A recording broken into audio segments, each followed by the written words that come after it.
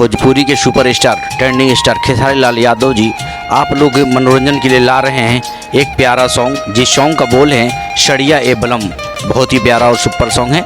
इस song में खेसारी लाल यादव जी का मधुर आवाज़ है। इस गाने को सुजाय म्यूजिक वर्ल्ड से रिलीज किया जाएगा।